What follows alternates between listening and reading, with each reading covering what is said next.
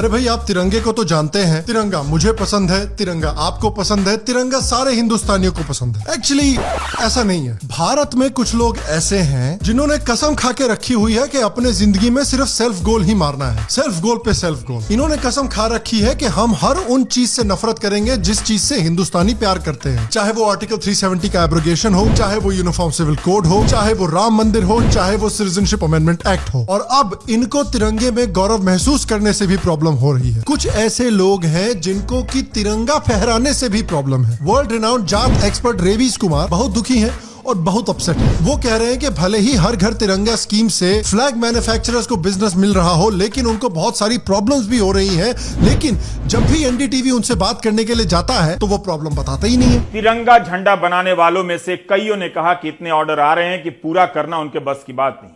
क्या यह इतनी बड़ी बात है कि इसे ऑन रिकॉर्ड कहने के लिए किसी के पास साहस नहीं है?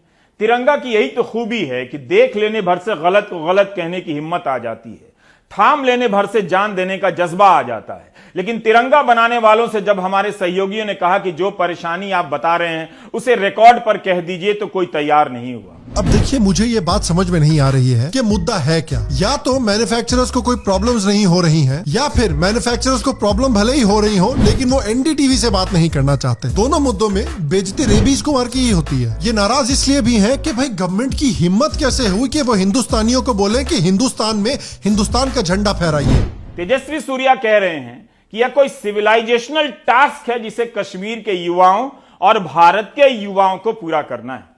सिविलाइजेशनल टास्क, ऐसा लगता है कि सभ्यता का कोई होमवर्क बाकी रह गया है जिसे स्कूल खुलने से पहले पूरा करना होगा। अरे भाई, भारत में भारत का झंडा फहराने को बोलने में इतनी नाराजगी क्यों हो रही है? वैसे मैं इनकी विडंबना समझ सकता हूँ। भैया, जब तक पता नहीं चलेगा कि झंडा बनाने वाले की जात क्या है और झंडे की जात क्या है, तब तक ऐसे कैसे फहरा दोगे झंडा भाई? आरफा खानूम भी इस पहल से बहुत दुखी है और इस पहल का मजाक उड़ा रही है। भारत के वोक फेमिनिस्ट तो इतना नाराज है कि वो उन सारे लोगों को ब्लॉक करना चाहते हैं जिन्होंने तिरंगे को अपना सोशल मीडिया पर डिस्प्ले पिक्चर बना के रखा हुआ है। लेकिन दुख, दर्द और पेन की बात यह है कि जिन लोगों ने तिरंगा डीपी बनाया हुआ है वो इन्हीं के माँ बाप हैं। ये भी कमाल की विडंबना है यार।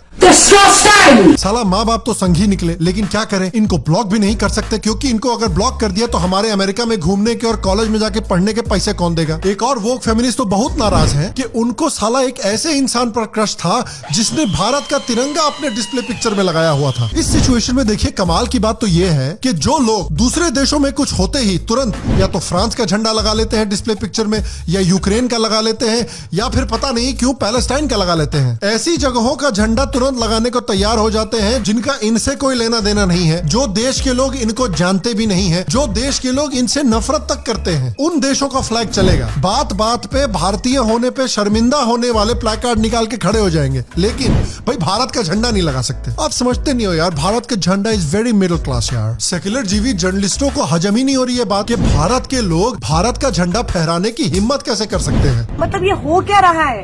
तिरंगे के नाम पर पूरे 15 अगस्त तक एक तरह से पूरे देश को शायद एक इवेंट के मोड में झोंकने की तैयारी है। उसके बाद उसको और बड़ा इवेंट बनाया जाएगा कि देखिए हमने एक अपील की और अपील के बाद ये हुआ।